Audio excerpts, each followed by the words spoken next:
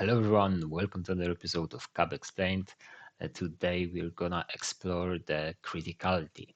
The criticality, which is this nice colorful status field for any of your entities and your entries. Very often used, very helpful I would say. So let's jump right into it, how to do it. But before we start, because it's a bit late and the screen is flashbanging me, let's go actually and add some extensions. So the first one we're gonna use is Sweet Dracula, just so it's a bit better, much better. And the second one is Rainbow CSV, which we actually have used already in this series, but we haven't, it has been just uninstalled. Okay, so Rainbow CSV helps with the data. Okay, so let's start and let's see how we can achieve this nice effect. First, let's go to our domain model at schema.cds, and let's change the book entity a little bit again. So first, let's add a new stock field. Stock will say how many books are left. The second one will be book status. But instead of defining just a regular field, we're going to make it a bit complicated, which is needed for this criticality, which is basically good practice how to do criticality fields. You can do it some other ways, but I'm going to show you this one. So first, let's define a type, book status, of type string, and restrict it to one character. And it's going to be an enum, so a list of possible values. And I actually have a list prepared here. So 3 possible values: available A, low stock L, and unavailable U. These 3 values will be stored in the database. This is just a helpful look that we can then later on, it will help us code the whole logic with these names. And now, after defining the type, we could actually use this type already, but we need to define a second entity for this one. So the second entity will be book status. So actually this one is going to need to be called book status code, and the entity is called book status with a key code, and of the type book status code. And the second one is criticality. We have 3 possible criticalities. They're going to be integer, 1, 2, and 3. 1 meaning the color red, 2 meaning the color orange with this warning sign, and 3 meaning green. Okay, and this will be calculated automatically based on this value. And a cool thing that I will show you also is we could leave this type, but we're probably going to use it only on this case for this one. So you can actually make it a bit shorter, copy this, and define this like that. Okay, so also commonly used. So instead of defining the whole type, you can just paste in this list here, because for some reason you might not use it in other cases, so then you don't need to define this type. So just so you know, you can do it like that, and I'm actually gonna leave it as a good practice. Okay. Now let's go to our terminal and use the classic CDS add data. But before that, I forgot one more field in the book status entity, which will be display text of type string. Okay, so the text that we are going to display here. CDS add data, and it's going to create one new file, book status entity. And again, I'm going to use a little bit help and just copy these values here. Okay, so as you can see, in the database we save A not available because it's a string 1, so this type is valid. 3 possible types with 3 descriptions. And the criticality, as I said, is 1 is red, 2 is orange, and 3 is green. This value will decide that. And then we're gonna need to add to our books entity this type, of course. And because it's a entity, we don't do a normal type. We need to do a association. So association to book status, just like that. And again, I'm gonna copy the data I have prepared for this CSV, and you can actually see we have two new columns, which is stock and status code, not only status. The field itself is called status, as you can see here. But because sorry, here, but because it's an association, it's gonna generate with a key. So the field itself is gonna be called status underscore key value.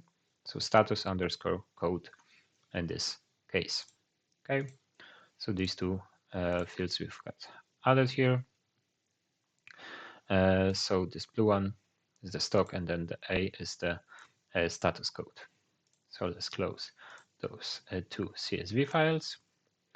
And before we see what has changed, for now nothing has changed in the application. Let's go and let's expose the new entity of book status. So to do that, let's go to the service and let's expose the book status as projection on db.bookstatus, of course. So this basically is creating a view for our application. Shift-Alt-F again to format the code. And let's go with CDS watch. And let's see if we did everything correctly. That is the case, luckily. Let's go to the sandbox. And let's go to the application. Of course, now we haven't anything added yet because we haven't passed the new fields yet. So let's do that by going to Control-Shift-P and open application info. So the information about our application, and let's go to list report. You can of course add it to the object page as well, but for now let's only add it to the list view. So we're gonna make it a bit smaller. The terminal, let's go to columns, and here are all the fields that we have in our application. So let's add the two new fields, which are stock and status code, just so we can see the effect. Everything reloads automatically. And as you can see, we can see the stock, how many books are left, and the status code, which for now is very ugly and not saying a lot. But Fiori Elements has this nice functionality which we can automatically add for some fields. So if we click on status code, you're going to have a list here. I'm going to make it a bit wider so it's visible. And let's go and scroll a little bit down. And you're going to see this criticality. Okay, you can read the description for that, and it's actually added. So what field, which value is pointing to the criticality is of course the status criticality. Nothing complicated here. And just that itself will give me this nice icons with the color. Okay, so very simple, no logic needed. I haven't written any CSS or something else, but it's not the best visibility. You can of course change the criticality representation with our icon or without icon. Default is with icon, so we have seen that. Without icon is just the color itself, which most cases you're gonna prefer. I know it's not that visibly that good, but most cases you won't have with icon. And just so we can see a little bit better what the LU and so on stands for, let's go to this text annotation and let's select which value is representing the display value. So it's going to be, of course, status display text. So I'm just selecting that. And let's see the effect. So now we've got this readable text, but still this ugly LAUA, useful in some cases, but we can hide this by doing this text arrangement annotation. And let's just select text only. Okay, so you can move it left or right. So let's do that. Then we've got this only this nice text. Okay, so very simple, just like that. And now I would like to add maybe some labels and a filter field. Okay, because so it would make sense to filter by the status, I would say. Okay, so let's again go to filter fields, click on add filter fields, and let's select status code. Click on add, and just like that, it's gonna reload. And very simple, now we can select the status code to filter by, which is pretty ugly. So let's change that. Let's make the filter bar a bit prettier. I could type in U. It would filter by unavailable. But again, it's pretty ugly. So let's click on this filter. And the display type is going to be a value help, which you might know from SAP, from ABAP, or other places. So let's just go with the everything that has been automatically pre-filled for us. No changes here. And let's click on apply. And after it reloads, you're going to have this nice value help list, which then we can use to filter the values. You select one and press on go. You can add second one, and then as you can see, this nice automatical filtering logic. All right, so let's finish up by adding some labels. Status, and for the table, stock, and also status.